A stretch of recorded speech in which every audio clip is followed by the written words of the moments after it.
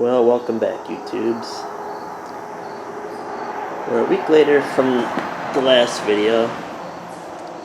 I really didn't have much time during the week to tinker with this at all, but I kind of got into it a very little bit. Some things I've noticed right away when I got this in here last Friday was this engine has seen a lot of salt, man. This is the worst engine I have ever seen. I am up here in Wisconsin, so seeing really rusty stuff is nothing new to me. But man, this is one of the worst engines I've ever seen as far as rust goes. I've already broken off one of the heads to the exhaust manifolds. The other ones are so eaten away by rust, but I think I'm going to have to go nuclear on this and just cut all these heads off and deal with the studs that are left out. That are left after the fact. To me, I think that's the easier way of going about it, because once you have the exhaust out of the way, you can get a vice grip on this real easy, and you can just go nuts with the penetrating oil or heat if need be to get those out then. Even on both sides of the valve cover, these lower bolts were so rusted away I had to use some trickery to get those out.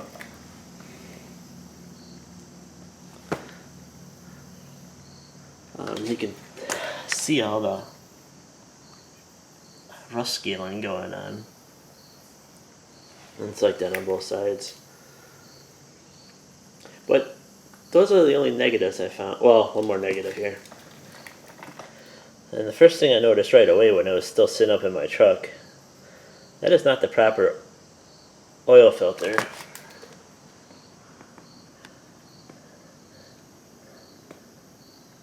for a small block Mopar. As you can see, it does not come out. It's too small, is what I'm saying. It should have been bigger. It needs to seat up.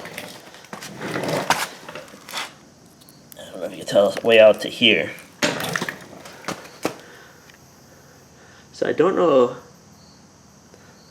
if someone just threw that on just to throw it on, so it didn't leak oil all over the place, or if that's what they were actually running. When I dropped the oil out of here, it was pretty thick.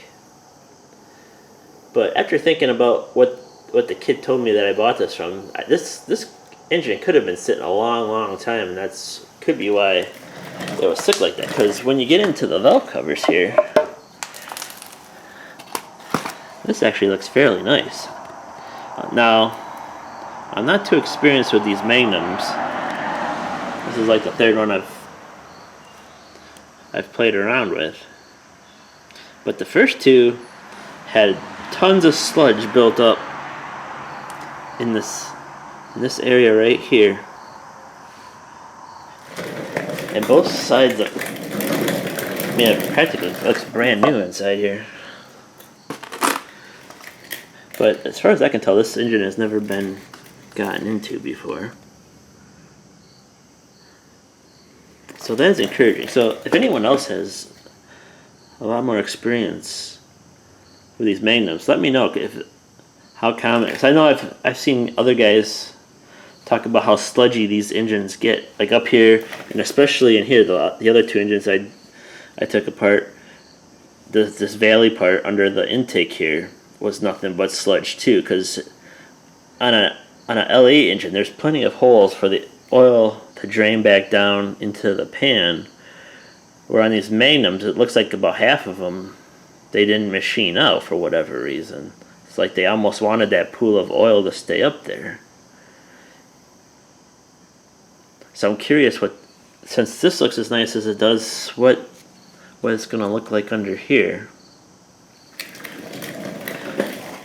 Now, and then, like I said, I've known in forums and Facebook groups, I know a lot of guys I've seen talk about that, but I don't know how common it actually is. If I just notice people talking about that, because my experiences with these engines, they're always usually super sludgy on the top areas like that, or what. But and I know that doesn't necessarily tell what the condition of what the bottom part of this engine is going to look like, but what this kind of says to me is this engine was probably well taken care of with proper oil changes all the time, regardless of the fact that they have the wrong filter on there. They must have been doing something right. What I think I'm going to do, I've exhausted other less destructive means of trying to take these bolts out, and I've already failed at this one. And I can't even get a hold of any of these other ones without rounding over the head. I think the next step is, like I said, to go nuclear and cut the heads off, and we'll get these exhaust manifolds off, and we'll deal with the stuck bolts later on. I'd like to get the heads off today, this intake, and that should give me a well enough understanding of what the condition of the cylinders look like and the engine overall. And I kind of got to get it done today because on Sunday there's a Mopar swap meet in Waukesha I'd like to go to, and I'd like to kind of go start collecting parts for this. If this is going to be a worthy engine to rebuild. But yeah, that's what I got going on today. I'll keep plugging away and I'll come back at you if I find anything interesting. I'll talk to you guys later.